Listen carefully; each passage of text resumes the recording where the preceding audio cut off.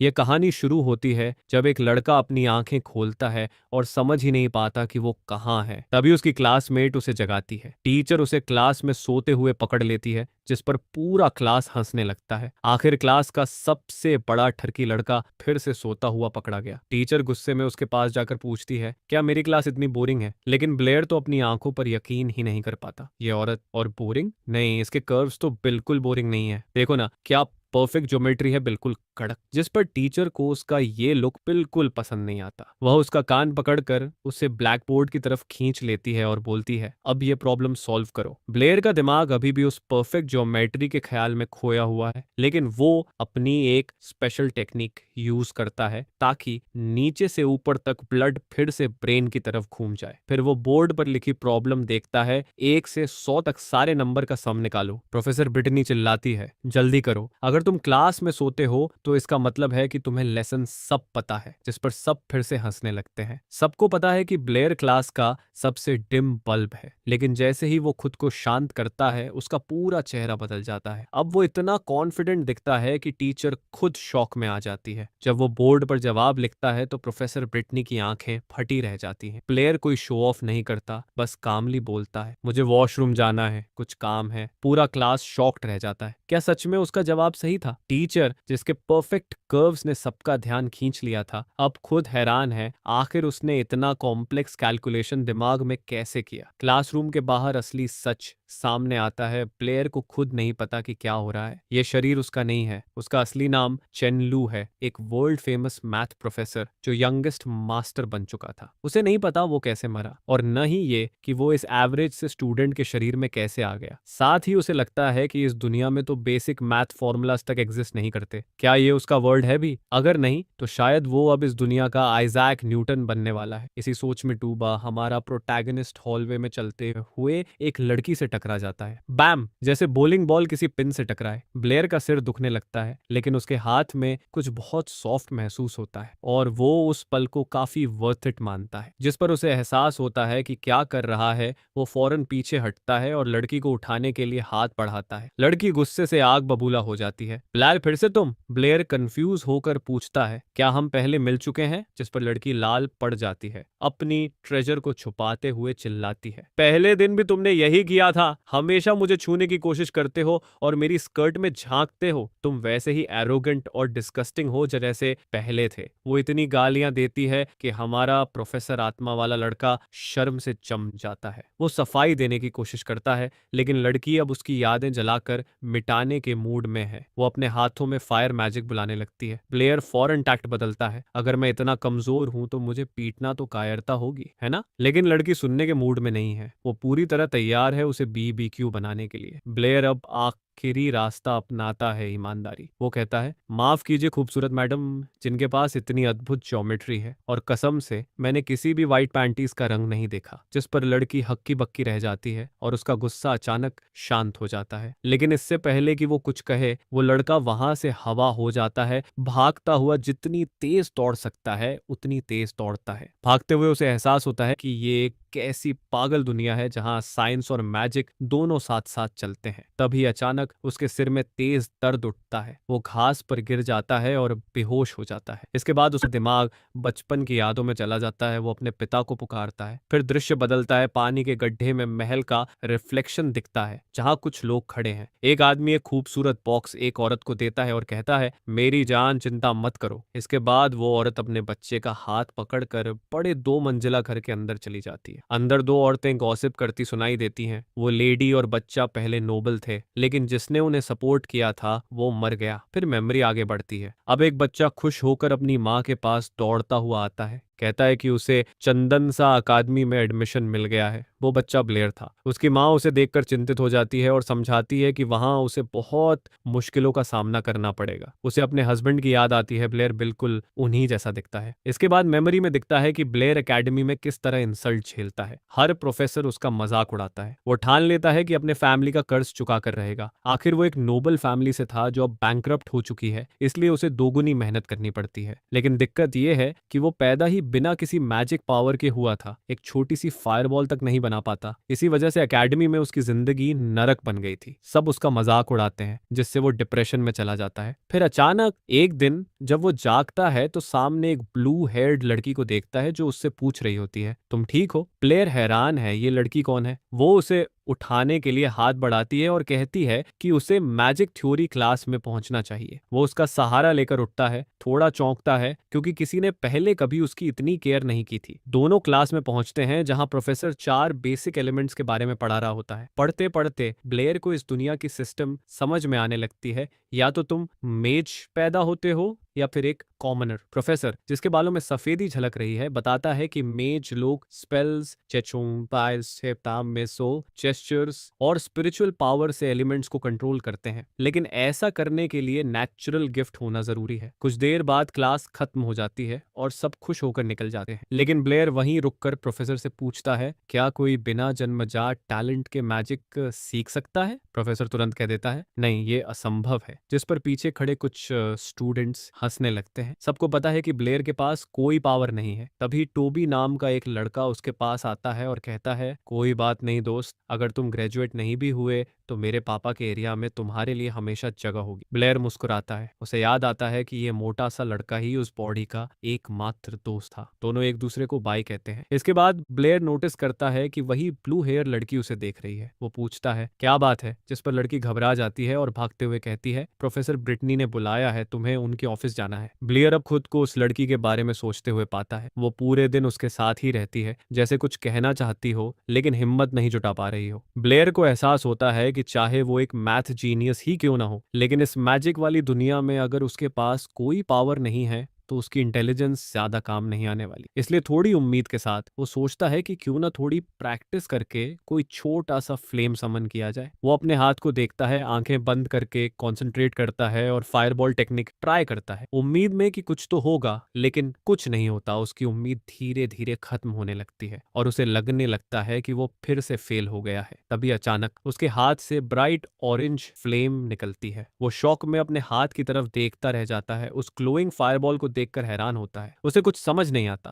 बस इतना दिखता है कि उसके हाथ में एक येलो लाइट चल रही है। उसे यकीन ही नहीं होता कि वो शॉक में अपने हाथ की तरफ देखता रह जाता है। उस ग्लोइंग फायरबॉल को देखकर हैरान होता है। उसे कुछ समझ नहीं आता, बस इतना दिखता है कि उसके हाथ में एक येलो लाइट चल रही है। उसे यकीन ही नहीं होता कि ये रियल है, क्योंकि उसे तो बताया गया था कि इस बॉडी में जरा सी भी मैजिकल पावर नहीं है। लेकिन जो वो देख रहा है वो साफ साफ सच है। वो थोड़ा शांत सांस लेकर रियलिटी को एक्सेप्ट करता है। इसके बाद हमारा लड़का अपनी नई पावर से खेलने लगता है, जैसे कोई बच्चा नई टॉय पा गया हो। फिर वो रुककर सोचता है, आखिर ये अचानक से कैसे हुआ? उसे लगता है कि शायद दोनों वर्ल्ड्स किसी तरह क्रॉस हो गए हैं। तभी उसे याद आता है कि उसे टीचर से मिलने जाना है। वो उसके ऑफिस की तरफ जाता है, दरवाजे पर नॉक करता है और अंदर से आवाज आती है, कम इन। वो अंदर जाकर माफी मांगता है कि डिस्टर्ब कर दिया, लेकिन जैसे ही वो अंदर देखता है उसकी आंखें फटी रह जाती हैं और चेहरा लाल हो जाता है। सामने उसकी मैथ टीचर एक अजीब सी पोज में होती है। वो वहीं खड़ा रह जाता है, लेकिन टीचर को उसकी हालत का कोई अंदाजा नहीं होता। वो मुस्कुराकर चीयरफुल टोन में उसे ग्रीट करती है। हमारा प्रोटैगनिस्ट अभी भी हिलता नहीं, बस उसे देखता रहता है। टीचर बिना किसी टेंशन के कहती है, सीन पर ध्यान मत दो, मैं हमेशा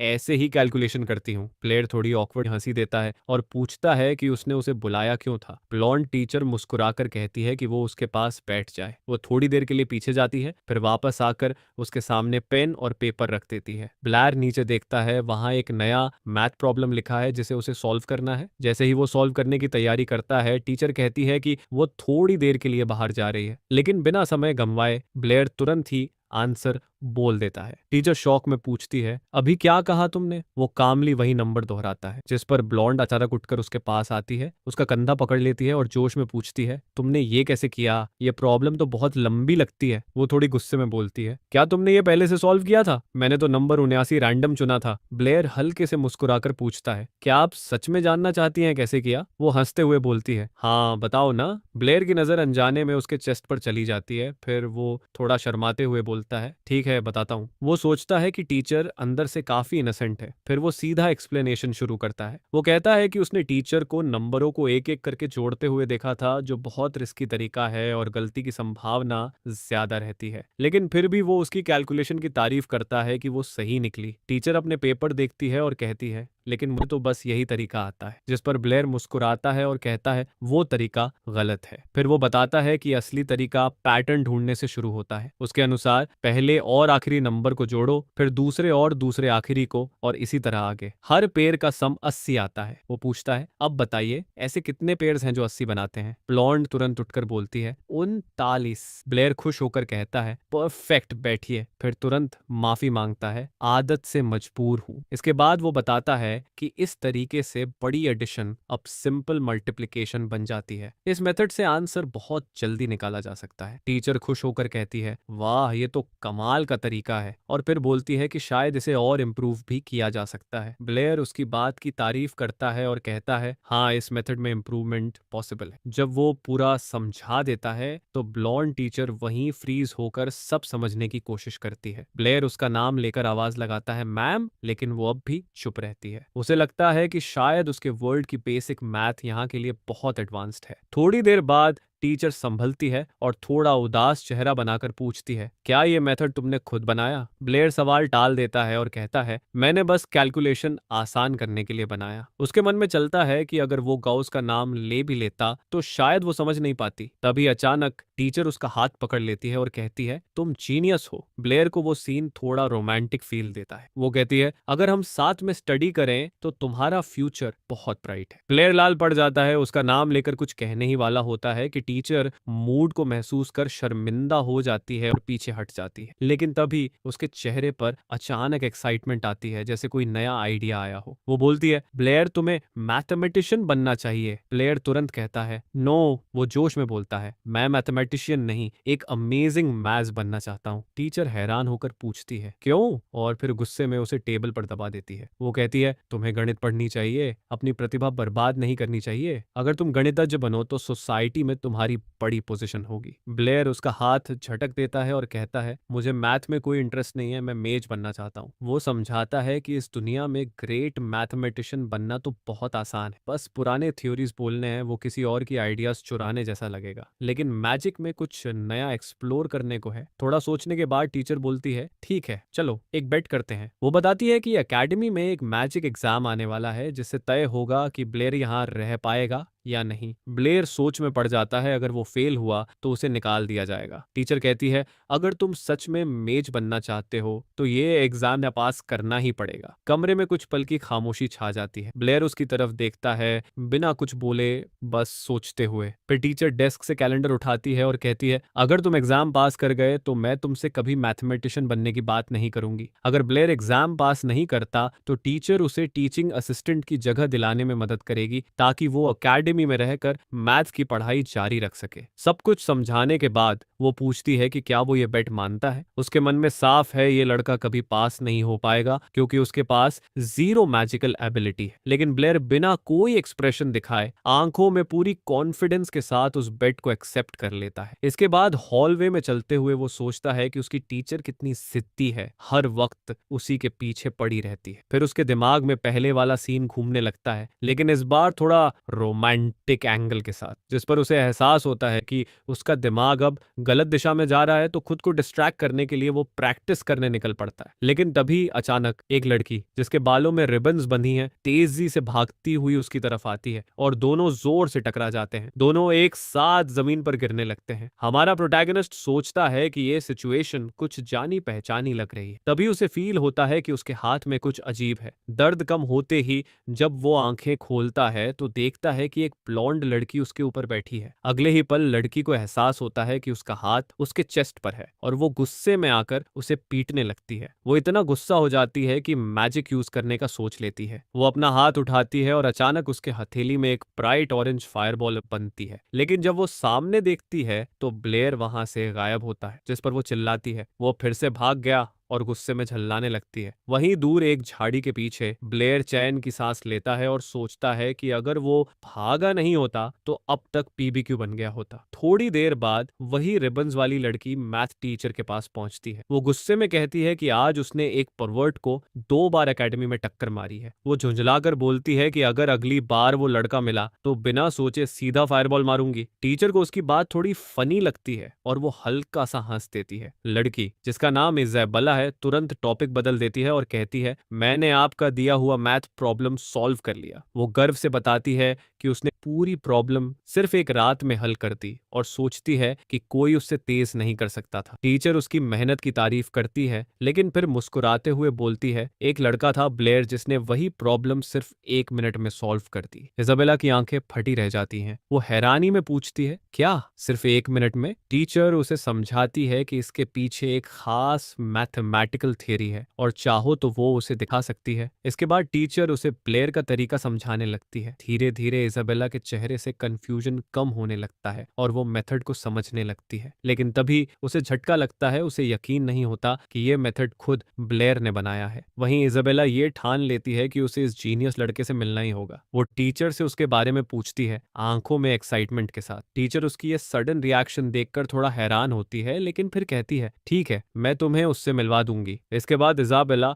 जोश में क्लासरूम का दरवाजा जोर से खोलकर अंदर घुसती है और चिल्लाती है, यहाँ कोई ब्लेयर नाम का लड़का है। वो पूरे क्लास के सामने बोलती है कि उसे उसी से मिलना है। ब्लेयर का दोस्त कुछ बोलने ही वाला होता है, लेकिन तभी किसी ने उसकी जांघ में जोर से पिंच किया और वो कोई और नहीं, खुद ब्लेयर होता है जो टेबल के नीचे छिपा होता है। मोटा दोस्त सब समझ जाता है और इज़ाबेला से कहता है, वो तो अभी काम से बाहर गया है। इज़ाबेला उसे घूरती है, जैसे कह रही हो, क्या तुम मजाक कर रहे हो? लेकिन फिर हार मानकर कहती है, ठीक है, जब वो वापस आए तो बता देना कि मैं उसे ढूंढ रही थी। दोस्त राहत की सांस लेकर मुस्कुराता है और कहता है, जरूर बताऊंगा। जैसे ही इज़ाबेला बाहर जाती है, दरवाजा जोर से बंद होता है। ब्लेयर धीरे धीरे टेबल के नीचे से निकलता है और चारों तरफ देखता है कि वो सच में जा चुकी है या नहीं। क्लास में अब सन्नाटा छा जाता है। सबकी निगाहें ब्लेयर पर टिकी हैं, जैसे पूछ रही हो, ये क्या तमाशा था? ब्लेयर अपने दोस्त की तरफ देखता है और पूछता है, सब अब मुझे ऐसे क्यों देख रहे हैं? उसका दोस्त, जिसके गाल पर बैंडेज लगा होता है, उसका कंधा पकड़कर कहता है, सच सच बता, इस इज़ाबेला वाली लड़की के साथ क्या हुआ था? ब्लेयर पूरी तरह कंफ्यूज हो जाता है, जिस पर उसका दोस्त हैरानी से देखता है और पूछता है, क्या तुम्हें पता भी है कि वो लड़की कौन है? ब्लेयर थोड़ा सतर्क होकर पूछता है, कौन? दोस्त समझाता है कि वो लड़की काफी पावरफुल लोगों से जुड़ी है और उससे पंगा लेना अच्छा नहीं होगा। लेकिन ब्लेयर बेपरवाही से जवाब देता है, एकेडमी के अंदर कोई मुझे छू भी नहीं सकता। दोस्त आहें भरता है और पूछता है, अच्छा बताओ, इस एकेडमी का नाम क्या है? ब्लेयर लापरवाही से बताता है। फिर वो पूछता है, ये कैंपस कहाँ है? ब्लेयर कहता है, बेकर एवेन्यू पर। जिस पर उसका दोस्त सन्न रह जाता है और कहता है, वो तो याबो सिटी में है और वहां का मेयर कोई और नहीं बल्कि इज़ाबेला का पिता है। यह सुनकर ब्लेयर की आंखें फैल जाती हैं। अब उसे समझ आता है कि वो कितनी बड़ी मुसीबत में फंस चुका है। वो घबरा कर पूछता है, अब क्या करूं? माफी मांग लूं क्या? तभी क्लास के पीछे से किसी की जोरदार आवाज आती है, इज़ाबेला। दोनों पलटकर देखते हैं। एक सुनहरे बालों वाला लड़का अपनी टीम के साथ खड़ा होता है जो ब्लेयर को घूर रहा होता है। वो कहता है, तुम जैसे लूजर्स यहाँ 2 दिन भी नहीं टिक सकते। उसका नाम पॉड है, वही लड़का जो पहले भी ब्लेयर को तंग करता था। ब्लेयर का दोस्त बीच में आता है और उसे डिफेंड करने की कोशिश करता है, लेकिन अंदर ही अंदर वो जानता है कि पॉड की बात गलत नहीं है, क्योंकि इस एकेडमी में अगर तुम्हारे पास स्किल नहीं है तो कोई इज्जत नहीं मिलती। और हालत तब और खराब है क्योंकि अब सारे सेकंड ईयर स्टूडेंट्स को एक मैजिक एग्जाम देना है। जो फेल हुआ वो सीधा एक्सपेल होगा। थ्योरी में ये एग्जाम आसान है, लेकिन ब्लेयर के लिए ये उसकी जिंदगी का एंड पॉइंट है, क्योंकि उसके पास तो जीरो मैजिक एबिलिटी है। तभी अचानक पास की टेबल पर किसी ने जोर से हाथ मारा। बॉर्ड गुस्से में ब्लेयर पर चिल्लाता है, क्या तू बहरा है? पूरा माहौल हैवी हो जाता है। बॉर्ड उसे गालियां देता है, लेकिन ब्लेयर का दोस्त अब चुप नहीं रहता। उसका चेहरा सख्त हो जाता है और वो पलटकर जवाब देने को तैयार हो जाता है। ब्लॉन्ड लड़के को उसी वक्त एक फाइट के लिए चैलेंज कर दिया जाता है, क्योंकि उसका रवैया काफी रूड और ओवर कॉन्फिडेंट होता है। वो हैरानी से पूछता है, इसमें ब्लेयर के दोस्त टोबी का क्या लेना देना? जिस पर दोनों के बीच का माहौल एकदम टेंस हो जाता है और वो ऑलमोस्ट लड़ाई करने वाले होते हैं। ब्लॉन्ड लड़का गुस्से में में कहता है, मैं ये बात नहीं भूलूंगा, और अपने दोस्तों के साथ वहां से चला जाता है। जाते जाते वो बोलता है कि अगली बार मिलने पर ब्लेयर को इसका पूरा हिसाब चुकाना पड़ेगा। ब्लेयर थोड़ा डर जाता है, चेहरे पर पसीना आ जाता है, लेकिन उसे ये देखकर अच्छा भी लगता है कि टोबी ने सच में उसकी तरफ से खड़े होकर डिफेंड किया। सच्चा दोस्त वही होता है। ब्लेयर हंसकर कहता है, अगर इजाबेला के चक्कर में कोई दिक्कत आई तो साथ देना प्लीज। टोबी मुस्कुराता है और बोलता है, साथ तो दूंगा, लेकिन तब तक शायद तुझे खुद ही पीट चुका हूं। जिस पर ब्लेयर बस अजीब सा चेहरा बनाता है। क्या? कुछ दिन बाद मैजिक एग्जाम का दिन आ जाता है। प्रोफेसर सबको नियम समझाता है और बोलता है कि जो फेल हुआ उसे अकादमी छोड़नी पड़ेगी। टेस्ट काफी सिंपल है। स्टूडेंट्स को एक लाइन के पीछे खड़े होकर फायरबॉल से सामने वाले टारगेट को हिट करना है। एग्जाम शुरू होता है ब्लॉन्ड लड़के बी से। वो बहुत कॉन्फिडेंट तरीके से सामने आता है, जैसे उसे पहले से पता हो कि वही बेस्ट है। वो झटपट एक फायरबॉल बनाता है और एकदम सटीक निशाने पर मार देता है। इंस्ट्रक्टर उसकी तारीफ करता है और कहता है कि वो पास हो गया है। इसके बाद सब अपनी अपनी बारी से टेस्ट देते हैं। तभी भीड़ में ब्लॉन्ड लड़का ब्लेयर और टोबी को देख लेता है और ताने मारते हुए हंसता है, अपने आखिरी कुछ मिनटों का मजा ले लो। टोबी गुस्से में बोल देता है, चुप रहो बेवकूफ। और तभी अगला नाम अनाउंस होता है टोबी का। वो तुरंत तैयारी में लग जाता है। कुछ देर में उसके हाथ में एक छोटी सी ऑरेंज फ्लेम जल उठती है। वो टेक्निक का नाम चिल्लाता है और फायरबॉल को टारगेट की तरफ फेंक देता है। वो मुश्किल से टारगेट को छूता है, लेकिन इंस्ट्रक्टर कह देता है कि वो पास हो गया है। टोबी खुश होकर उछल पड़ता है कि कम से कम पास तो हुआ। अब इंस्ट्रक्टर लिस्ट देखता है और ब्लेयर का नाम आते ही थोड़ा रुक जाता है। उसे याद आता है कि ये वही लड़का है जिसके पास कोई मैजिक पावर नहीं है। वो सोचता है कि उसे सबके सामने इंसल्ट ना हो, इसलिए टेस्ट वहीं खत्म कर देता है जैसे भूल गया हो। लेकिन तभी ब्लॉन्ड बुली जोर से चिल्लाता है, रुको,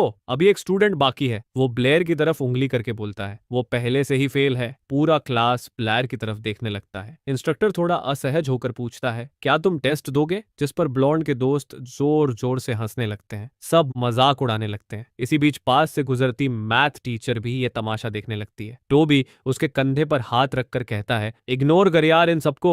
लेकिन तभी अचानक ब्लेयर का पूरा ऑरा बदल जाता है। उसके चेहरे पर पूरी कॉन्फिडेंस झलकती है। वो बोलता है, मैं टेस्ट दूंगा। पूरा हॉल सन्न हो जाता है। ब्लॉन्ड और उसके दोस्त हैरान रह जाते हैं, फिर जोर से हंसने लगते हैं जैसे उन्होंने कोई बड़ा जोक सुन लिया हो। इतना शोर सुनकर मैथ टीचर और पास आकर देखने लगती है। मैजिक इंस्ट्रक्टर गुस्से में बोलता है, सब शांत हो जाओ। वो ब्लेयर से आखिरी बार पूछता है, क्या तुम पक्के हो? ब्लेयर सीधा जवाब देता है, हाँ प्रोफेसर एंटोनियो, मैं रेडी हूँ। इंस्ट्रक्टर नरमी से कहता है, अगर फेल हुए तो बुरा मत मानना। ब्लेयर टारगेट के सामने खड़ा होता है, गहरी सांस लेता है और सोचता है कि उसे सबके सामने कुछ इंप्रेसिव करना है। वो जानता है कि उसे मंत्र या हाथों की हरकतों की जरूरत नहीं है, लेकिन शो करने के लिए वो पूरा एक्ट करता है। वो जोर से स्पेल का नाम बोलता है। सबका ध्यान टारगेट की तरफ चला जाता है। ब्लेयर अपने चेहरे पर पूरा जोर डालता हुआ दिखता है, जैसे बहुत मेहनत कर रहा हो। चारों तरफ स्मोक उठने लगती है। लोग चेहरा ढकते हैं ताकि जल न जाए। जब धुआं साफ होता है तो सब देखते हैं ब्लेयर के हाथ में कुछ नहीं है। ब्लॉन्ड और उसके दोस्त ठहाके मारते हैं, लेकिन तभी अचानक उसके हाथ में हल्की सी लौ जलती है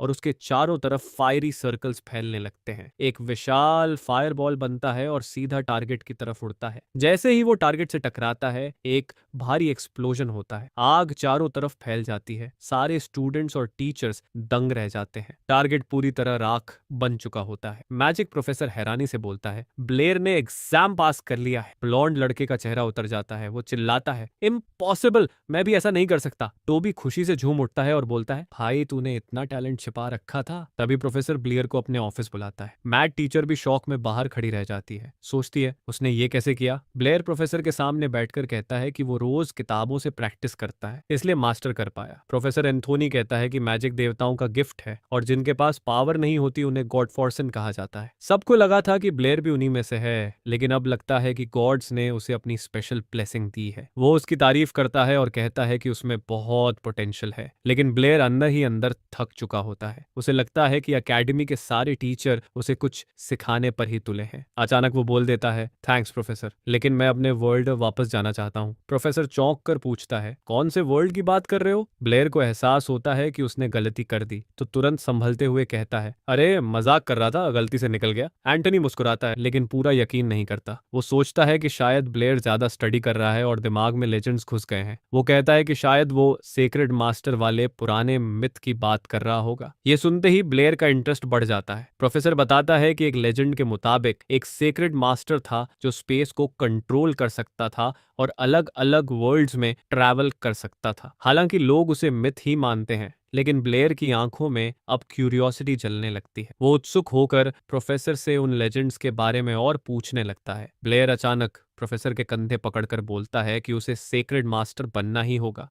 इसके बाद कुछ समय बीतता है और ब्लेयर इस दुनिया की हिस्ट्री को गहराई से पढ़ने लगता है। वो लाइब्रेरी में देर रात तक बैठकर किताबों के ढेर में डूबा रहता है। नींद से लड़ते हुए वो हर एक पेज को ऐसे पढ़ता है जैसे उसमें उसके घर वापस जाने की कुंजी छिपी हो। किताबों से उसे पता चलता है कि इस दुनिया में मजिद्स के अलग अलग पावर लेवल होते हैं, कुल 60 टीयर। सैक्रेड मास्टर्स का जिक्र सिर्फ प्राचीन ग्रंथों और मिथ में मिलता है। उन किताबों के अनुसार होली मार्टर्स के पास स्पेस मैजिक होती थी, जिससे वो हवा में दरार खोलकर एक दुनिया से दूसरी दुनिया में ट्रैवल कर सकते थे। आज के लोग इसे सिर्फ एक कहानी मानते हैं और दूसरे वर्ल्ड्स के अस्तित्व को झूठ समझते हैं, लेकिन हमारा लड़का अब भी उम्मीद थामे रहता है कि यही रास्ता उसे अपने वर्ल्ड वापस ले जा सकता है। मगर दिक्कत यह है कि प्रोफेसर एंटोनियो इन बातों पर यकीन ही नहीं करता, इसलिए उससे कुछ ज्यादा जानकारी मिलना नामुमकिन है। तभी लाइब्रेरी एडमिनिस्ट्रेटर उसके पास आता है और पूछता है कि उसकी पढ़ाई कैसी चल रही है। ब्लेयर थोड़ा घबराता है, जिस पर वो कहता है, पढ़ाई काफी हो गई, अब थोड़ा लाइब्रेरी के काम में हाथ बंटाओ। ब्लेयर मजबूरी में किताबें छोड़कर काम करने लगता है। घंटों मेहनत के बाद वो थक कर चूर हो जाता है। उसे पता ही नहीं था कि लाइब्रेरी में काम करना इतना मुश्किल होता है। जब उसकी शिफ्ट खत्म होती है तो सीधा क्लास का टाइम हो जाता है। जैसे ही वो क्लास में एंट्री लेता है, पूरे रूम में अजीब सी शांति छा जाती है। सब धीरे धीरे उसके बारे में फुसफुसाने लगते हैं। आखिर उसने मैजिक एग्जाम में कमाल जो कर दिखाया था। लगातार बातें सुनकर उसका दिमाग भारी पड़ने लगता है। तभी उसकी नजर अचानक इजाबेला पर पड़ती है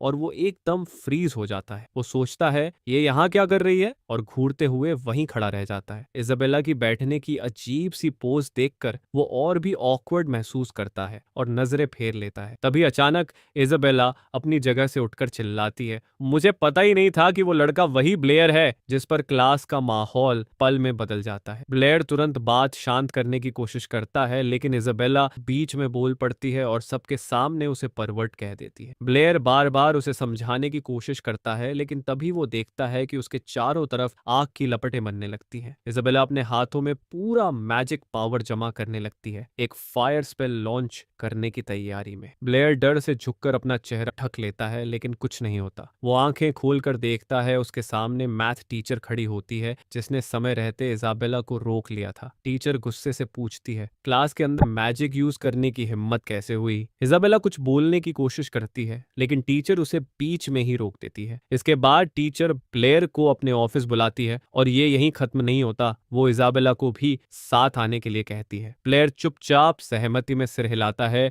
और दोनों टीचर के पीछे पीछे ऑफिस की तरफ बढ़ते हैं। दरवाजा जोर से बंद होते ही बाकी सारे स्टूडेंट्स सन्न रह जाते हैं, जैसे अभी भी समझने की कोशिश कर रहे हो कि हुआ क्या। क्लास में एक ब्लॉन्ड लड़का शॉक में कहता है, आखिर इस ब्लेयर को इतना अटेंशन क्यों मिल रहा है? वहीं दूसरी तरफ टीचर के ऑफिस में ब्लेयर पूरा किस्सा समझाता है कि कैसे इजाबेला के साथ वो ऑकवर्ड सिचुएशंस में फंस गया। टीचर दोनों को सुलह करने को कहती है, ये बस मिसअंडरस्टैंडिंग। थोड़ी झिझक के बाद इजाबेला मान जाती है और ब्लेयर को माफ कर देती है। इसके बाद टीचर टॉपिक बदलती है और मैजिक एग्जाम का जिक्र करती है। वो ब्लेयर की परफॉर्मेंस की तारीफ करती है और बताती है कि अब उनका बेट ऑफिशियली खत्म हो चुका है। वो उत्सुक होकर पूछती है, तुमने अचानक से इतनी पावर कैसे गेन कर ली? ब्लेयर हंसकर बोलता है, बस किस्मत अच्छी थी। फिर वो कहता है कि दरअसल उसके कुछ सवाल है मैजिक के बारे में। टीचर शांत होकर सुनने लगती है। ब्लेयर पूछता है, क्या किसी एलिमेंट को यूज करने के लिए हमेशा स्पेल्स और हैंड जेस्चर्स जरूरी होते हैं? इजाबेला तुरंत बीच में टांग अड़ाकर हंसते हुए कहती है, क्या बेवकूफी भरा सवाल है। ब्लेयर थोड़ा शर्मिंदा होकर पूछता है, क्या कोई एक्सेप्शन नहीं होता? टीचर समझाने लगती है कि हाँ, यहाँ तक कि सबसे पावरफुल मेज को भी स्पेल्स और जेस्चर्स की जरूरत पड़ती है। फर्क बस इतना होता है कि वो ये काम बहुत तेजी से कर लेते हैं। वो बताती है कि मैजिक देवताओं का गिफ्ट है, वही लोगों को जेस्चर्स और मंत्रों के जरिए एलिमेंट्स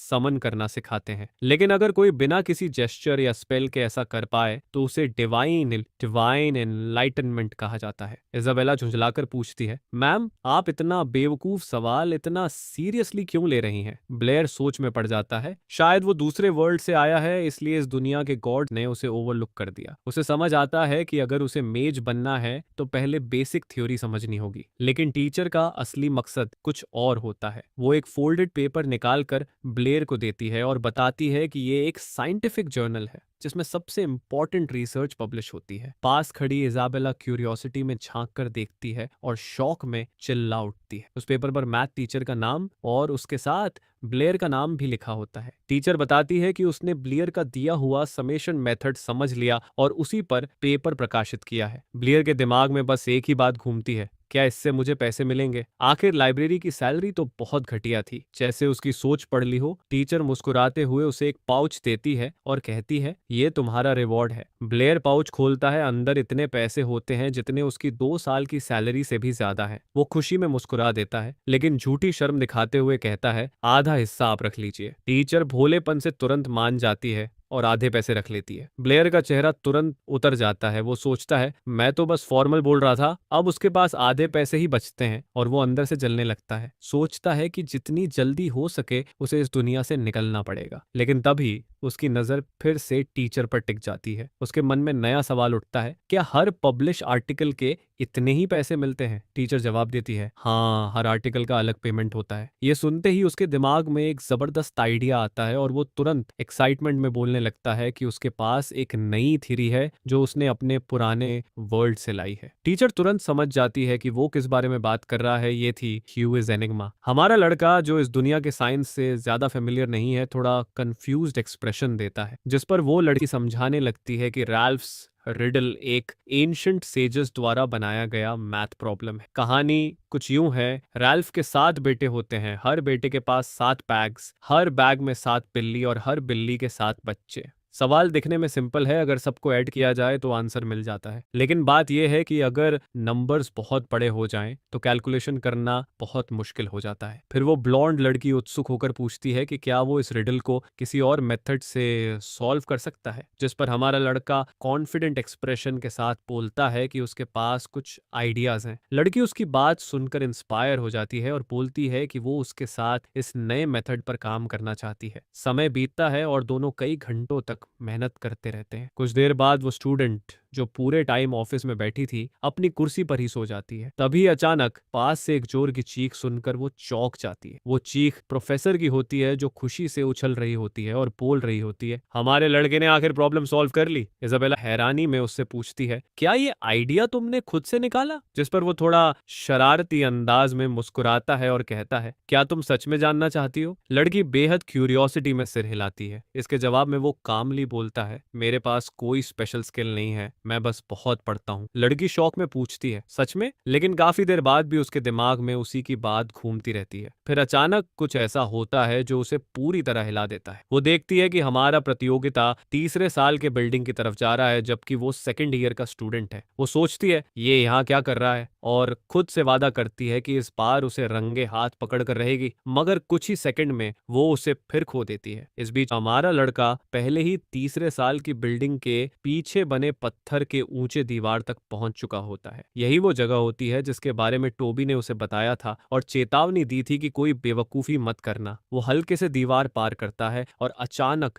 उसे अपनी मैजिक टीचर की बात याद आती है, जिसने कहा था कि अगर वो सच में मैजिक सीखना चाहता है तो उसे याबो सिटी के मैजिक एसोसिएशन जाना चाहिए। दीवार के पार का नजारा देखकर वो कुछ देर के लिए जम जाता है। सामने फैला हुआ शहर उसे हैरान कर देता है। अनोखी आर्किटेक्चर, शांत गलियां और बीचों बीच हसल करते मर्चेंट्स जो अपने कस्टमर्स को बुला रहे होते हैं। वो धीरे धीरे चलता हुआ इस खूबसूरत जगह को देखता जाता है। तभी उसकी नजर एक विशाल सफेद दीवारों वाले कासल पर टिकती है। उसे तुरंत पहचान में आ जाता है कि यही मैजिक एसोसिएशन है। अंदर जाने से पहले वो अपनी पॉकेट से एक मास्क निकालता है। उसे पता है कि आइडेंटिटी रिवील करना सेफ नहीं है, इसलिए वो चेहरा ढक लेता है। एंट्रेंस पर ज्यादा भीड़ नहीं होती तो वो सीधा मेन डेस्क तक पहुंच जाता है। वहां उसे एक ब्लू हेयर्ड लड़की मिलती है जो तुरंत पूछती है कि उसे किस तरह की हेल्प चाहिए। उसे देखते ही हमारा लड़का चौंक जाता है। वो उसकी क्लासमेट मॉली होती है। वो सोचता है ये यहाँ काम कर रही है। मॉली उसे एक हाई लेवल मेंटर से ट्रेन होने का ऑफर देती है, लेकिन उसके बदले एक इनसेन अमाउंट मांगती है। वो प्राइस सुनकर शॉक में आ जाता है। इतना पैसा किसके पास होता है? वो हार मानकर वहां से निकलने ही वाला होता है। तभी मॉली उसे रोकती है और कहती है कि अगर पैसे की दिक्कत है तो वो एसोसिएशन की लाइब्रेरी में साइन अप कर सकता है। वो मुड़कर हैरानी से पूछता है, लाइब्रेरी? मॉली बताती है कि मैजिक एसोसिएशन की लाइब्रेरी में हजारों किताबें हैं और सबसे अच्छी बात, वो फ्री है। ये सुनते ही उसका चेहरा चमक उठता है। बिना एक सिक्का खर्च किए मैजिक सीखने का मौका मिलना किसी ड्रीम से कम नहीं था। वो तुरंत बोलता है, मुझे अभी रजिस्टर कर दो। लेकिन रजिस्ट्रेशन के लिए उनसे मेज सर्टिफिकेट मांगा जाता है, जो उसके पास नहीं होता। मॉली सोचती है कि वो पहले से मेज होगा, लेकिन फिर बताती है कि सर्टिफिकेट प्रूव करता है कि पर्सन को सच में मैजिक की नॉलेज है। वो कहती है कि वो चाहे तो यहीं अपनी स्किल्स प्रूव कर सकता है। वो थोड़ा झिझकते हुए पूछता है, यहीं टेस्ट दे सकता हूँ? मॉली सिर हिलाती है, लेकिन वार्न करती है कि आज जो स्पेशलिस्ट ड्यूटी पर है वो काफी स्ट्रिक्ट आदमी है। उसके टेस्ट में सिर्फ 10% लोग पास होते हैं। इसके बावजूद हमारा लड़का हिम्मत नहीं हारता और टेस्ट देने के लिए तैयार हो जाता है। सोचता है कि वापस दीवार कूदकर भागना प्रैक्टिकल नहीं होगा। कुछ देर बाद वो दोनों एग्जामिनर एंड्रू के रूम में पहुंचते हैं। वो आदमी रेड मेज की रोब पहने होता है जिस पर 2 सिल्वर स्ट्राइप्स होते हैं, जो बताता है कि वो फायर एलिमेंट का मिड लेवल मेज है। एंड्रू ज्यादा बातें नहीं करता और सीधा पूछता है कि ये लड़का कौन है और मास्क क्यों पहन रखा है। वो जवाब देता है, मैं चेनलुओ हूँ, पिछले वर्ल्ड से आया हूँ, और मास्क इसलिए क्योंकि ट्रेनिंग करते वक्त चेहरा जल गया था। पास बैठा बूढ़ा आदमी ताना मारता है, तेरे फायरबॉल बड़े खास होंगे जो तूने खुद को ही जला लिया। एंड्रू थोड़ी दिलचस्पी से हंसता है और सोचता है कि इसकी एज देखकर तो ये लो लेवल मेज ही लगता है। मॉली सजेस्ट करती है कि वो एग्जाम रूम में जाकर टेस्ट करे, लेकिन एंड्रू मना कर देता है और कहता है, यहीं करवा लो। वो बोलता है, चलो दिखाओ क्या आता है। ब्लेयर चेनलुओ थोड़ी हैरानी में पूछता है, यहीं इस छोटे से रूम में? बूढ़ा आदमी फिर मजाक उड़ाता है, चिंता मत कर एंड्रू, तेरे पथेटिक फायरबॉल से नहीं जलेगा। हमारा लड़का कुछ नहीं बोलता, बस शांत होकर सामने खड़ा हो जाता है। वो अपनी सारी मैजिक पावर हाथों में कंसंट्रेट करने लगता है। एंड्रू को उसका कास्टिंग तरीका अजीब लगता है, लेकिन कुछ सेकंड में सबकी आंखें फैल जाती हैं। एनर्जी बहुत तेजी से गैदर होने लगती है। एंड्रू चिल्लाता है, रुको, लेकिन तब तक बहुत देर हो चुकी होती है। पूरा कमरा चमकदार आग की रोशनी से भर जाता है। एक बड़ा फायरबॉल बनता है जो सीधा एग्जामिनर की तरफ उड़ता है। एंड्रू घबराकर डोर के पीछे छिपने की कोशिश करता है, लेकिन तभी एक जबरदस्त एक्सप्लोजन होता है। धुआं और आग पूरे कमरे में फैल जाती है। सब कुछ धुंधला दिखने लगता है। मोली खांसते हुए हवा में हाथ हिलाती है ताकि देख सके कि आखिर हुआ क्या। काले धुएं के बीच मोली को एक बूढ़ा आदमी दिखता है जो खांसते हुए कोई जादुई मंत्र बोल रहा होता है। जहां एग्जामिनर पहले खड़ा था, वहां अब एक विशाल नीले रंग की मैजिक शील्ड बनी होती है जो उसे प्रोटेक्ट कर रही होती है। एंड्रू, जो एग्जामिनर था, अब जमीन पर गिरा हुआ धूल में लिपटा होता है और समझने की कोशिश कर रहा होता है कि आखिर अभी हुआ क्या है। असल में वो सफेद बालों वाला बूढ़ा मेज ही था जिसने वक्त रहते वो शील्ड बना दी थी और एंड्रू की जान बचा ली थी। वो बूढ़ा आदमी पूरे फोकस के साथ बैरियर को थामे रहता है, चेहरा बेहद गंभीर और आंखें धुएं के पार झांकती हुई। एंड्रू शौक में इतना खोया होता है कि हिलता तक नहीं, जिस पर बूढ़ा आदमी उसके कंधे हिलाकर उसे होश में लाता है। वो लड़की बस वहीं खड़ी ये सब देखते हुए पूरी तरह हैरान रह जाती है। हमारा लड़का हालात समझते ही तुरंत दोनों से माफी मांगता है। वो कहता है कि उसने सोचा था सब लोग उसके स्पेल के लिए तैयार होंगे, इसलिए उसने पूरी ताकत से मैजिक छोड़ी। काफी हंगामे और केओस के बाद भी वो टेस्ट पास कर लेता है। थोड़ी देर बाद वो दूसरे कमरे में बैठा होता है जहां उसे उसका मैथ सर्टिफिकेट और लाइब्रेरी कार्ड दिया जाता है। वो दोनों दस्तावेज हाथ में लेकर ध्यान से देखने लगता है। उसी वक्त वो नीले बालों वाली लड़की उसके पास आती है और मुस्कुराकर कहती है कि उसने जो किया वो देखकर एग्जामिनर तक हैरान रह गए थे। हमारा लड़का चेनलुओ शालीनता से मुस्कुराकर उसका धन्यवाद करता है, फिर अलविदा कहकर वहां से निकल जाता है। लेकिन जाते जाते वो उसे उसके नाम से बुला देता है, जिस पर लड़की चौंक कर सोच में पड़ जाती है कि आखिर उसने उसका नाम जाना कैसे, जब दोनों पहली बार मिले थे। लाइब्रेरी पहुंचते ही चेनलुओ चारों तरफ किताबों के पहाड़ देखकर दंग रह जाता है। वो बिना वक्त गंवाए एक मोटी किताब उठाता है और खाली टेबल पर बैठकर पढ़ना शुरू कर देता है। जैसे जैसे वो पढ़ता जाता है उसे एहसास होता है कि इन किताबों में काफी रेयर और यूजफुल इंफॉर्मेशन है। उसकी दिलचस्पी खास तौर पर उन किताबों में होती है जो मैजिकल और स्पिरिचुअल पावर के बारे में बताती हैं। किताबों के मुताबिक किसी भी मेज की ताकत उसकी स्पिरिचुअल पावर पर निर्भर करती है। जितनी ज्यादा स्पिरिचुअल पावर होगी उतना ज्यादा पावरफुल मैजिक बनेगा। लेकिन यही नहीं, हाई लेवल मेजेस तो वीकर मेजेस के एलिमेंट्स तक कंट्रोल कर सकते हैं। हालांकि 4 basic elements fire, water, wind और अर्थ के बारे में जो एक्सप्लेनेशंस किताबों में हैं वो थोड़े पुराने और अधूरे लगते हैं, क्योंकि इस दुनिया का वैज्ञानिक ज्ञान बहुत बेसिक है। यहाँ के लोग मानते हैं कि ये 4 तत्व ही हर चीज की नींव है, न सिर्फ मैजिक बल्कि पूरी दुनिया इन्हीं से बनी है। बाकी सारे एलिमेंट्स इन्हीं 4 के कॉम्बिनेशंस माने जाते हैं। चेनलो के हिसाब से ये कॉन्सेप्ट बहुत पुराना है। मॉडर्न साइंस के हिसाब से मैटर कई एलिमेंट्स से बना होता है, सिर्फ 4 से नहीं। लेकिन क्योंकि इस दुनिया में मैजिक और मैजिकल एलिमेंट्स सच में मौजूद हैं, इसलिए उसे साइंटिफिक लॉजिक समझ नहीं आता। तभी उसके दिमाग में अचानक एक आइडिया आता है, क्या ऐसा हो सकता है कि इन एलिमेंट्स के साथ किसी अलग तरीके से इंटरैक्ट किया जाए। वो गहराई से सोचने लगता है और अचानक एक्साइटमेंट में कुर्सी से उछल पड़ता है, जिससे लाइब्रेरी के सारे लोग चौंक कर उसकी तरफ देखने लगते हैं। अगर उसकी थ्योरी सही निकली तो वो एक बिल्कुल नया मैजिक बना सकता है। वो जल्दी से अपनी टेबल पर पड़े सारे पेपर्स उठाता है और भागते हुए लाइब्रेरी से निकल जाता है। अब वो सीधा मैजिक एसोसिएशन की तरफ भागता है, क्योंकि उसे अपनी थ्योरी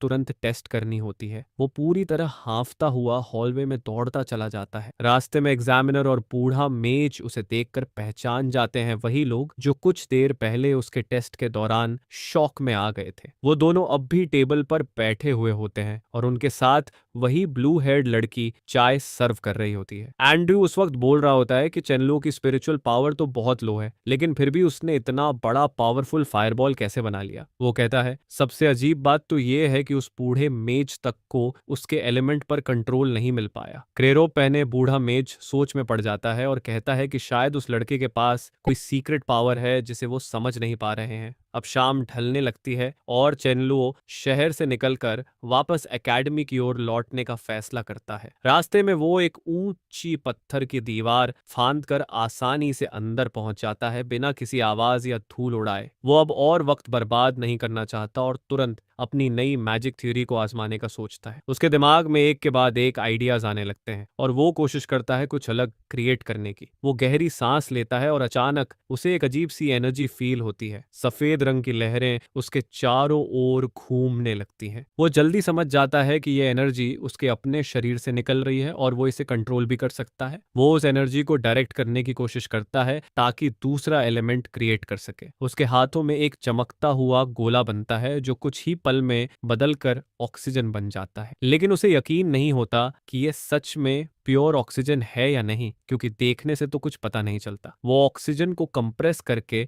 ज्यादा डेंस बनाता है और सोचता है कि अगर ये सच में ऑक्सीजन है तो इसे जलाने से साबित हो जाएगा। पहली कोशिश में बस हल्का सा धुआं निकलता है और कुछ खास नहीं होता। वो हार नहीं मानता और दोबारा कोशिश करता है। इस बार वो ऑक्सीजन को कंप्रेस करता है और उसी पल उसमें आग लगाता है। अचानक एक जबरदस्त एक्सप्लोशन होता है, पूरी जमीन हिलने लगती है और शॉक वेव इतनी तेज होती है कि आसपास की बिल्डिंग्स के शीशे तक टूट जाते हैं। यहाँ तक कि मैथ टीचर के ऑफिस में रखे ग्लास तक में दरारें पड़ने लगती हैं। टीचर शोर सुनकर खिड़की की तरफ दौड़ती है और देखती है कि बाहर एक बड़ी एक्सप्लोजन की लपटें उठ रही हैं। हरे मैदान के बीच में स्मोक और आग के गुब्बार ऊपर उठते जा रहे हैं। वहीं हमारा लड़का बीच में खड़ा खांसते हुए धुएं से सांस लेने की कोशिश कर रहा होता है। तेज हवा अचानक चारों तरफ बहने लगती है, जिससे सब कुछ उड़ने लगता है। चेनलो के माथे पर पसीना बह रहा होता है, चेहरे पर डर साफ दिखता है। वो आसपास देखता है और समझने की कोशिश करता है कि आखिर ब्लास्ट ने कितना नुकसान किया है। उसे एहसास होता है कि ऑक्सीजन उसकी उम्मीद से कहीं ज्यादा शक्तिशाली है। दूर से कोई चिल्लाकर पूछता है, वहां क्या हुआ?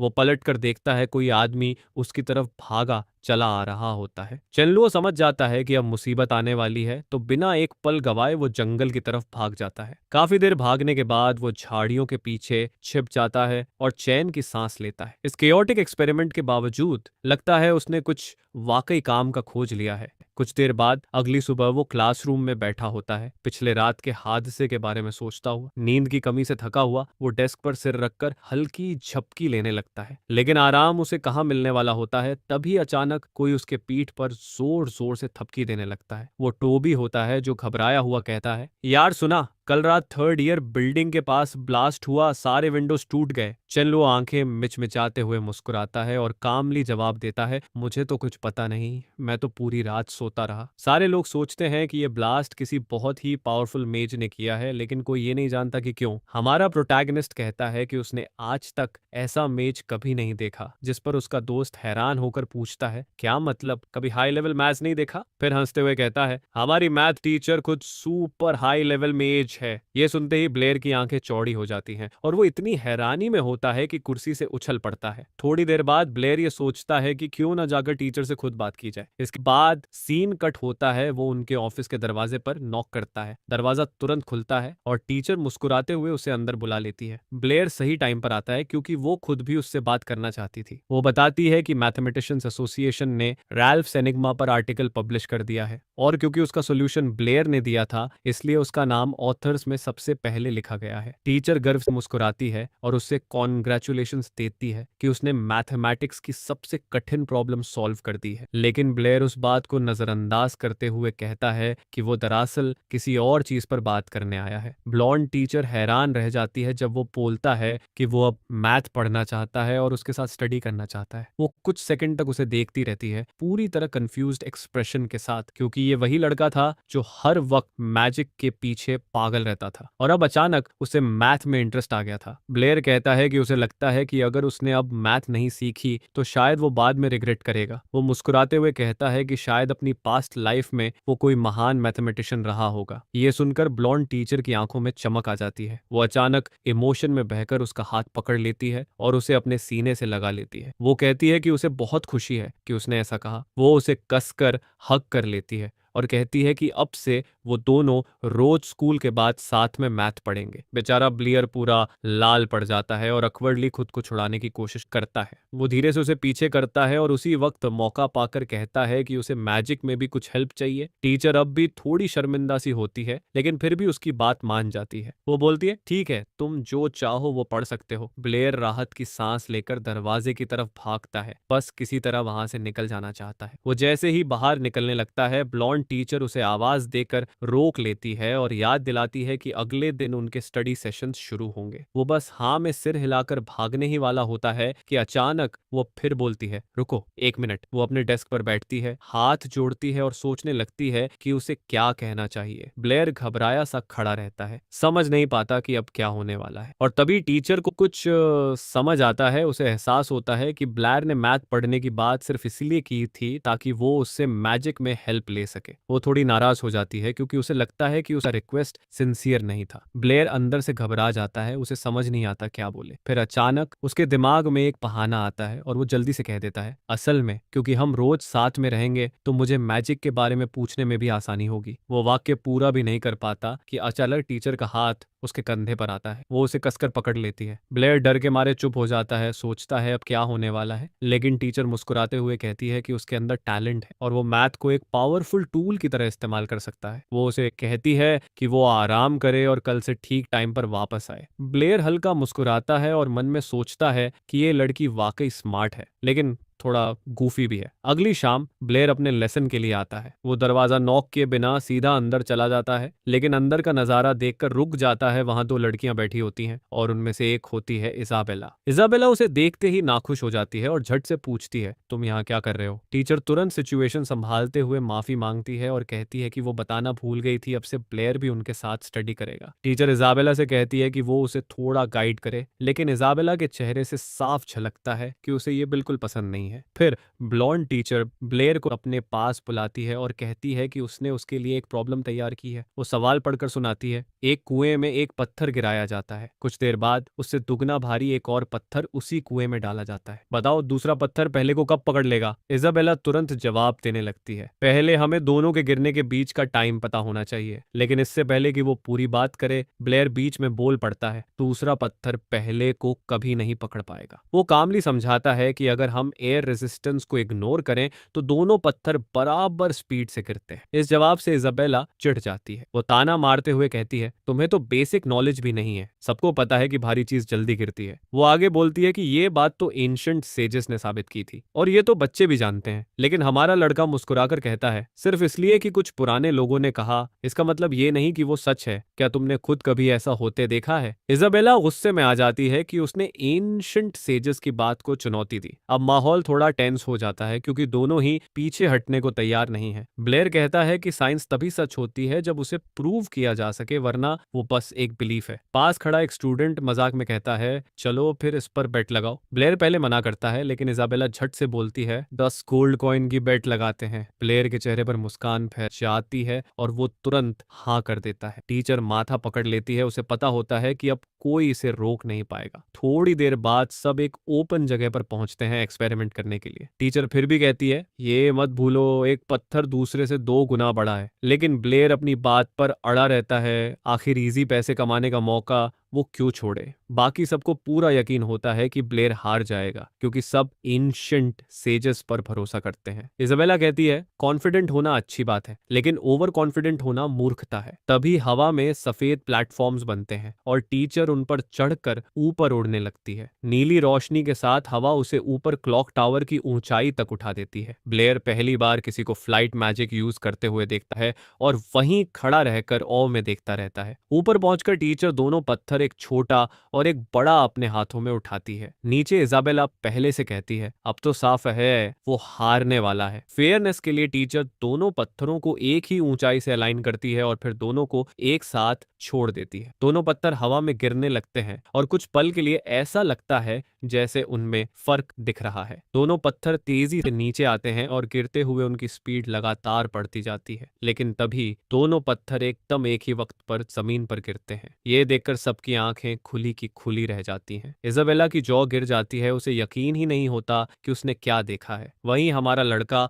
बस हल्की सी मुस्कान देता है क्योंकि उसे पहले से पता था कि ऐसा ही होने वाला है। ऊपर खड़ी टीचर भी चौंक जाती है। उसके चेहरे से साफ झलकता है कि उसे समझ नहीं आ रहा कि आखिर ये कैसे हो गया। वो फिर से अपना स्पेल यूज करती है और धीरे धीरे नीचे उतरती है ताकि खुद पास से देख सके। दोनों पत्थर अब भी वहीं पड़े रहते हैं और बाकी तीनों बस खामोशी से ये सोच रहे होते हैं कि आखिर अभी अभी क्या हुआ है। थोड़ी देर बाद इजाबेला को समझ आने लगता है लेकिन उसका चेहरा पूरी तरह कंफ्यूजन से भरा रहता है। दोनों लड़कियां यकीन नहीं कर पा रही होती कि ये कैसे पॉसिबल है। उनके लिए एंशंट सेजेस की बातें झूठ नहीं हो सकती थी। टीचर ये सोचने लगती है कि आखिर उसके स्टूडेंट को कैसे पता चला कि लॉ ऑफ फॉलिंग बॉडीज गलत है, जिस पर ब्लेयर समझाता है कि उसने ये बात एक किताब में पढ़ी थी लेकिन जब उसने खुद एक्सपेरिमेंट किया तो उसे रियलिटी कुछ और ही मिली। टर्न्स आउट वो ट्रूथ जिसे एडल्ट्स हजारों सालों से सिखाते आ रहे थे, उसे सिर्फ 2 पत्थर गिराकर प्रूव किया जा सकता था कि वो गलत है। सोचने वाली बात यह थी कि इतने स्कॉलर्स में से किसी ने भी कभी वेरीफाई करने की कोशिश नहीं की कि जो वो जानते हैं वो सच भी है या नहीं। ब्लॉन्ड टीचर उसके शोल्डर्स पकड़कर कहती है कि ये लॉ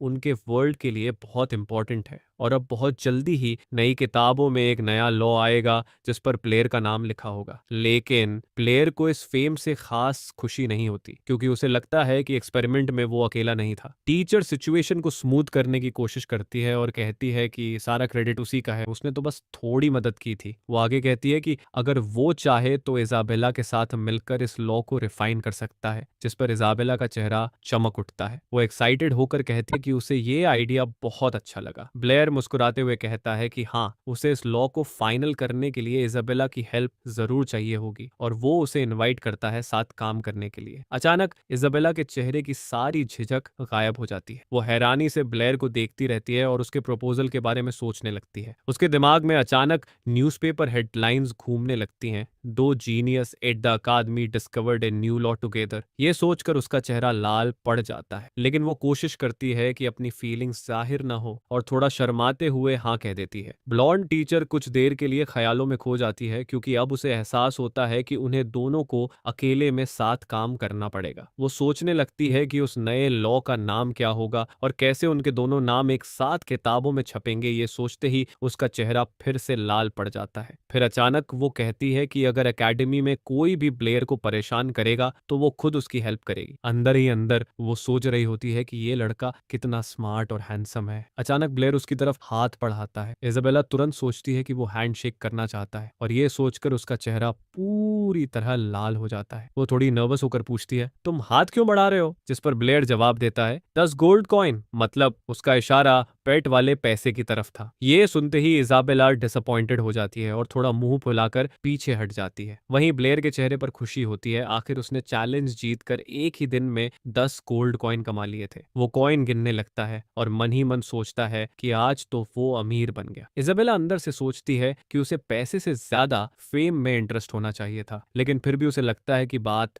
सिर्फ इतनी सिंपल नहीं है। ब्लेयर उसके सवाल पर कुछ देर सोच में पड़ जाता है। इजाबेला क्यूरियोसिटी से पूछती है कि तुम्हें आखिर चाहिए क्या? ये सवाल सुनकर ब्लेयर कुछ पल के लिए चुप हो जाता है। उसे एहसास होता है कि उसने खुद भी इस बारे में कभी नहीं सोचा। फिर अचानक उसके दिमाग में अपनी पिछली जिंदगी की यादें उभरने लगती हैं, अपने स्टूडेंट्स, जॉब और दोस्तों की यादें जो अब किसी और दुनिया में रह गए हैं। वो उन यादों में खो जाता है और धीरे धीरे उसे अपने सवाल का जवाब मिल जाता है। लेकिन वो जानता है कि जो वो चाहता है उसे वो किसी को बता नहीं सकता। वो हल्की सी मुस्कान के साथ झूठ बोल देता है कि वो बस पैसों के लिए नहीं है बल्कि एक बेहतर जिंदगी के लिए मेहनत कर रहा है। इजाबेला और टीचर से विदा लेकर वो वहां से चला जाता है। ब्लॉन्ड टीचर उसे जाते हुए देखती है और सोचती है कि इस लड़के के अंदर कुछ ऐसा है जो वो किसी से कह नहीं सकता। एक दिन बीत जाता है। ब्लेयर फिर से क्लासरूम में बैठा होता है, सोचते हुए कि डेस्क पर सोना उसके छोटे कमरे से कहीं ज्यादा आरामदायक है। लेकिन अब उसके पास पैसे हैं, इसलिए वो थोड़ा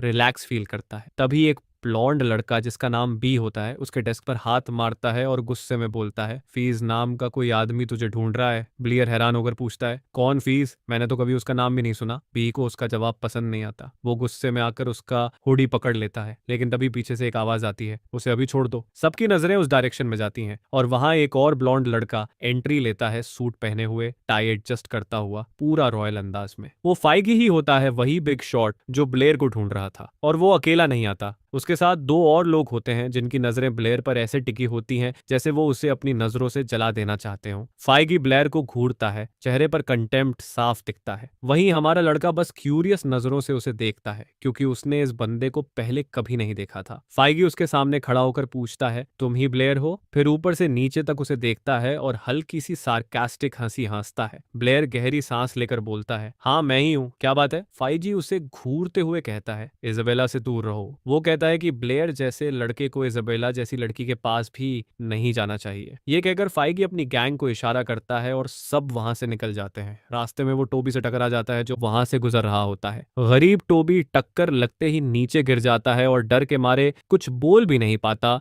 बस शांत बैठा रहता है जब तक वो लोग चले नहीं जाते। फिर टोबी अव्यक्त तरीके से ब्लेयर के पास आता है और पूछता है, सब ठीक है? जिस पर ब्लेयर मुस्कुराकर कहता है, हाँ बस बात करनी थी उन्हें। टोबी फिर समझाता है कि फाइजी कौन है, वो क्लास प्रेसिडेंट है और पूरी एकेडमी में उससे सब डरते हैं। वो फेमस हार्वर्ड फैमिली से है और एक विस्काउंट का बेटा है। टोबी उसे समझाने की कोशिश करता है कि फाइगी से पंगा लेना सही नहीं है क्योंकि उसका बाप एक सीक्रेट सोसाइटी का बड़ा आदमी है और एकेडमी के बहुत से टीचर्स उसी सोसाइटी के मेंबर हैं। वो हंसते हुए बोलता है कि उसे पता है ब्लेयर इजाबेला की ब्यूटी से थोड़ा अट्रैक्ट हो गया होगा, लेकिन वो वार्न करता है कि फाइगी की वार्निंग को इग्नोर मत करना। जिस पर हमारा लड़का थोड़ा ऑकवर्ड महसूस करता है क्योंकि उसके दिमाग में ऐसा कुछ चल ही नहीं रहा था। थोड़ा वक्त गुजरता है और दोपहर होते होते क्लासेस खत्म हो जाती हैं। अब ब्लेयर पहले से ही इजाबेला के साथ बैठा होता है, लेकिन उसका ध्यान कहीं और होता है। वो अपने नए ऑक्सीजन टेक्निक के बारे में सोच रहा होता है कि उसे सही तरीके से कैसे यूज करे। इस टेक्निक का बिगेस्ट एडवांटेज ये होता है कि उसे मैजिक या हैंड साइंस की जरूरत नहीं पड़ती, लेकिन प्रॉब्लम ये होती है कि उसे अभी तक दो एलिमेंट्स को एक साथ यूज करना नहीं आता। तभी इजाबेला उसे रियलिटी में वापस खींचती है और बोलती है, अब enough day dreaming, solve the problem जो मैथ टीचर ने दी थी। ब्लेयर एक लंबी जम्हाई लेकर उसे एक पेपर पकड़ा देता है। इजाबेला जैसे ही पेपर देखती है उसकी आंखें चौड़ी रह जाती हैं। उसमें पूरे फॉर्मूलाज लिखे होते हैं और वो रियलाइज करती है कि ब्लेयर ने ऑलरेडी पूरा क्वेश्चन सॉल्व कर रखा है। वो शॉक में रह जाती है क्योंकि उतने ही समय में वो आधा क्वेश्चन ही सॉल्व कर पाई थी। ब्लेयर मुस्कुराकर कहता है, हर प्रॉब्लम को एक ही तरीके से सॉल्व नहीं किया जा सकता, सीक्रेट ये है कि हर बार अलग सोच रखो। इजाबेला उसकी बात सुनकर थोड़ी इरिटेटेड हो जाती है और नीचे पेपर देखने लगती है, लेकिन अंदर से थोड़ा इम्प्रेस्ड भी फील करती है। फिर अचानक ब्लेयर को याद आता है कि उसे उससे कुछ पूछना था। वो पूछता है कि वो एक साथ 2 फायरबॉल्स कैसे समन कर लेती है। इजाबेला हंसकर कहती है कि वो 2 नहीं, चाहे तो बहुत सारे फायरबॉल समन कर सकती है। ये सुनकर ब्लेयर के होश उड़ जाते हैं। वो हैरान होकर उसकी तरफ देखता है। इजाबेला समझ जाती है कि वो लड़का सिर्फ एक ही फायरबॉल बना पाता है जिस पर वो उसे छेड़ने लगती है। ब्लेयर बताता है कि उसने मैजिक पर बहुत सारी किताबें पढ़ी हैं, लेकिन कहीं भी मल्टीपल स्पेल्स समन करने की टेक्निक नहीं मिली। इस पर इजाबेला कहती है कि किताबें बस बेसिक्स सिखाती हैं, ऐसे एडवांस टेक्निक्स कोई वहां नहीं लिखता। वो आगे कहती है कि अगर कोई एक्सपर्ट मैजिक कंसल्टेंट हायर करे तभी ये सीखा जा सकता है। फिर टीजिंग टोन में बोलती है, अगर कोई मुझे सिस्टर बुलाए तो मैं खुद उसे सिखा दूं। प्लेयर बिना एक पल सोचे पूरे सीरियस एक्सप्रेशन के साथ बोल देता है, ठीक है सिस्टर। उसकी डेड पैन टोन सुनकर इजाबेला हिल जाती है। वो पूरे शॉक में रह जाती है क्योंकि उसे उम्मीद नहीं थी कि वो इतनी जल्दी सीरियसली बोल देगा। ब्लेयर के इस अचानक जवाब से वो पूरी तरह फ्लस्टर्ड हो जाती है, लेकिन प्रॉमिस तो प्रॉमिस वो रिलक्टेंटली मान जाती है और कहती है कि ठीक है, वो उसे सिखाएगी। इसके बाद दोनों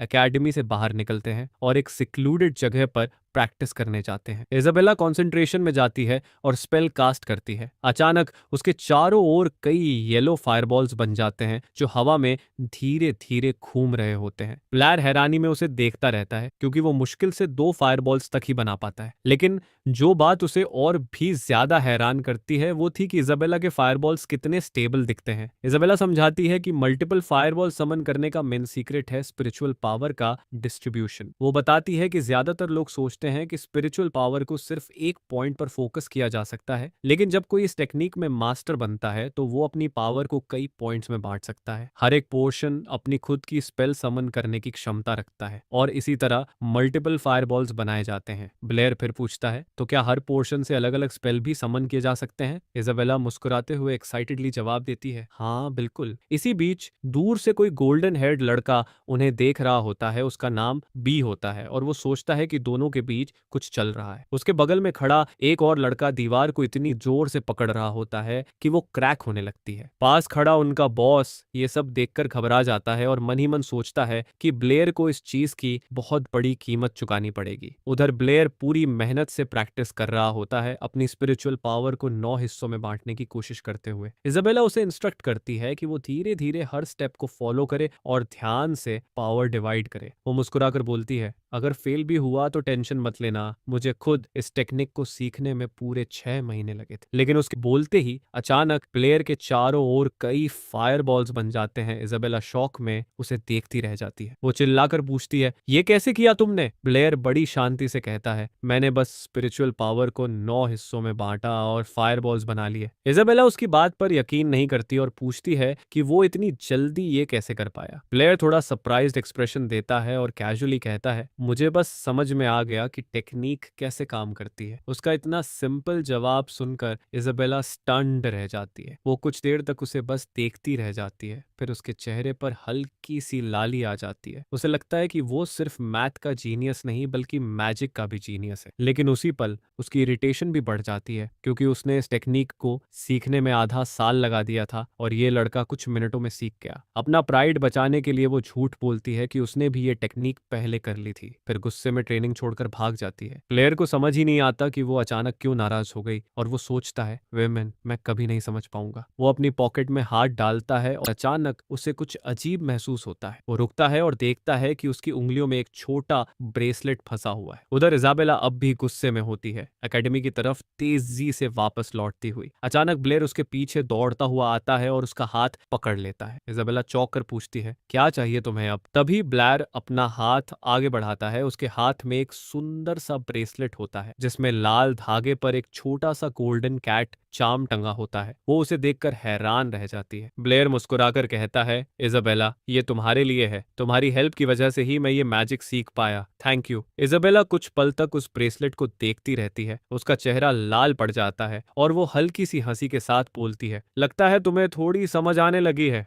शायद तुम इतने बेवकूफ भी नहीं हो। फिर वो तेजी से ब्रेसलेट को पकड़ती है और अपने हाथ में ले लेती है और बिना एक्सप्रेशन दिखाए भागने लगती है। भागते भागते वो चिल्लाती है, वैसे ये गिफ्ट बहुत अगली है। लेकिन क्योंकि वो पीछे मुड़कर नहीं देख रही होती, उसके पैर उलझ जाते हैं और वो सीधे घास पर गिर जाती है। वो ऑकवर्डली हंसती है और उठने की कोशिश करती है। ब्लेयर थोड़ा सरप्राइज होकर उसकी तरफ देखता है, समझ नहीं पाता कि रिएक्ट कैसे करे। वो जल्दी से उठती है और फिर से भाग जाती है। पीछे मुड़कर चिल्लाती है, मैं इतनी इजीली हार मानने वाली नहीं हूं। ब्लेयर बस एक लंबी सांस छोड़ता है और घास पर लेट जाता है, चेहरे पर हल्की मुस्कान के साथ। वो सोचता है अगर उसे गिफ्ट पसंद नहीं आया होता तो वो उसे लेती ही क्यों। फिर धीरे से बड़बड़ाता है, वैसे भी उस ब्रेसलेट के लिए मैंने पूरे 50 सिल्वर कॉइन्स दिए थे। इसके बाद वो सोचता है कि असल में तो उसने ये ब्रेसलेट अपनी मैथ टीचर को देने का प्लान बनाया था। लेकिन तभी उसकी नजर सामने किसी चीज पर पड़ती है और यहीं पे ये पार्ट खत्म होता है। Next part will be uploaded on this channel in 1 week of uploading this video. Thanks for watching.